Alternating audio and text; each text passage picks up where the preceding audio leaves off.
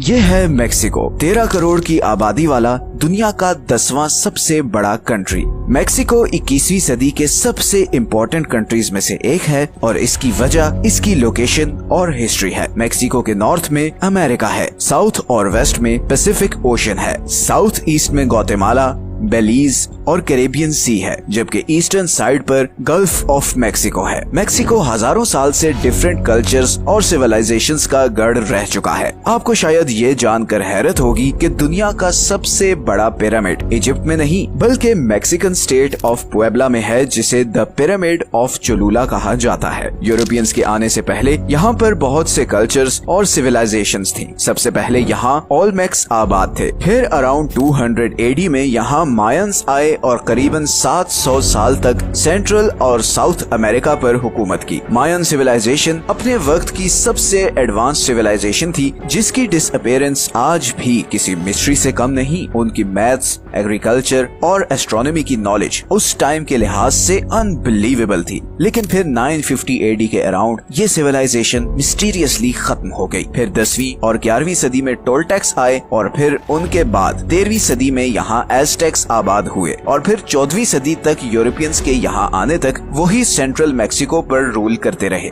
इन हजारों सालों में एक चीज कॉमन रही है और वो है लोगों के रहने का पैटर्न। आज भी मेक्सिको की अराउंड 60% पॉपुलेशन इस पतली सी स्ट्रिप में रहती है, जो कि मेक्सिको के टोटल लैंड एरिया का सिर्फ 18% बनता है। मतलब बाकी करीबन 82% मेक्सिको बिल्कुल खाली है। लेकिन ऐसा क्यों है? हजारों साल से मेक्सिको में इंसान इस छोटे से एरिया में क्यों रहते आए हैं? और एक और बहुत इम्पोर्टेंट क्वेश्चन ये कि फ्यूचर में ऐसा क्या होने जा रहा है जो मेक्सिको को एक इकोनॉमिक जायंट बना सकता है। आइए जानते हैं इन दो। मेक्सिको में लोग सिर्फ इस छोटे से एरिया में क्यों रहते हैं, इसकी एक बहुत बड़ी वजह है मेक्सिको की ज्योग्राफी। मेक्सिको की सिर्फ 13% जमीन एग्रीकल्चर के काबिल है। मेक्सिको के नॉर्थ में इस सारे एरिया में खुश्क और गर्म रेगिस्तान है, जहाँ पर खेती बाड़ी करना और खाना उगाना तकरीबन नामुमकिन है। इसी तरह मेक्सिको के साउथ में इस सारे एरिया में घने जंगल हैं, जहाँ पर बहुत ज्यादा बारिश होती है। यहाँ पर इंफ्रास्ट्रक्चर बिल्ड करना बहुत मुश्किल है, बिकॉज रोड्स या बिल्डिंग्स बनाने के लिए आपको खुश्क कंक्रीट चाहिए, मगर यहाँ पर बारिश इतनी है कि ये होना प्रैक्टिकली इम्पॉसिबल है। और इसीलिए मेक्सिको के इस 1100 किलोमीटर लंबे सदर्न बॉर्डर्स पर सिर्फ 8 पक्की सड़कें हैं, जो मेक्सिको को सेंट्रल अमेरिका से कनेक्ट करती हैं। और इसी तरह अगर हम थोड़ा और साउथ में आए तो यहाँ पर पैनामा और कोलंबिया के बीच एक भी रोड नहीं जो अमेरिका के इन दो हिस्सों को आपस में कनेक्ट करे। And on top of all these geographic complications, almost 70% Mexico पहाड़ों से कवर्ड है और इन पहाड़ों ने मेक्सिको के लिए बहुत ही अनफेवरेबल हालात पैदा किए हैं। सबसे बड़ा नुकसान ये है कि इन पहाड़ों को काट कर इंफ्रास्ट्रक्चर बनाना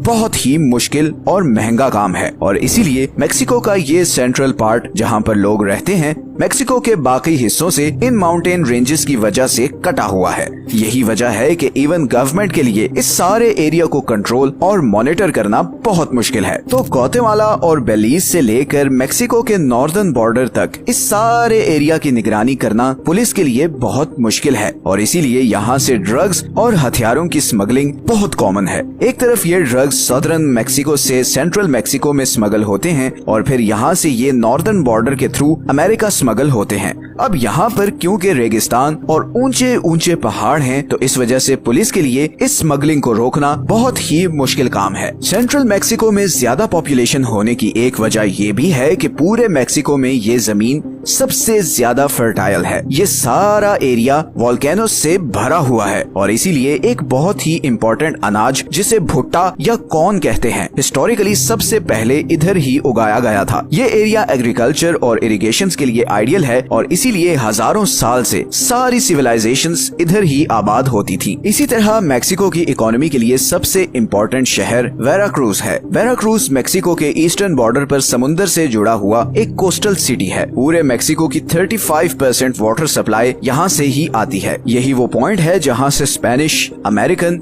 और फ्रेंच आर्मी 16th और 19th सेंचुरी में मेक्सिको में घुसी और उसके कैपिटल मेक्सिको सिटी को कैप्चर किया। मेक्सिको सिटी के आसपास बहुत बड़ी माउंटेन रेंज है जो उसे एक्सटर्नल अटैक से प्रोटेक्शन तो देती है, मगर ये पहाड़ मेक्सिको की कोस्टल लाइन प्रोटेक्ट करने में एक बहुत बड़ी रुकावट भी है। इसीलिए 20th सेंचुरी से पहले मेक्सिको एक्सटर्नल फोर्सेस के लिए बहुत ही वनरेबल था। फिर 1873 में वेराक्रूज से मेक्सिको सिटी तक 200 माइल्स के इस डिस्टेंस पर बहुत ही मुश्किल से एक रेलवे ट्रैक बिछाया गया और इसी टाइम पर मेक्सिको के पड़ोसी यूनाइटेड स्टेट्स में करीबन 50,000 miles per rail road network बिछाया जा चुका था, क्योंकि अमेरिका की ज्योग्राफी मेक्सिको के मुकाबले में बहुत फ्लैट और इवन थी और इसी इंफ्रास्ट्रक्चर डेवलपमेंट की वजह से अमेरिका मेक्सिको से बहुत आगे निकल गया। तो मेक्सिको की यही जियोग्राफिकल कॉम्प्लिकेशंस बहुत बड़ी वजह है मेक्सिको के इस पॉपुलेशन पैटर्न की और मेक्सिको के नॉर्दर्न अमेरिका से पीछे रह जाने की।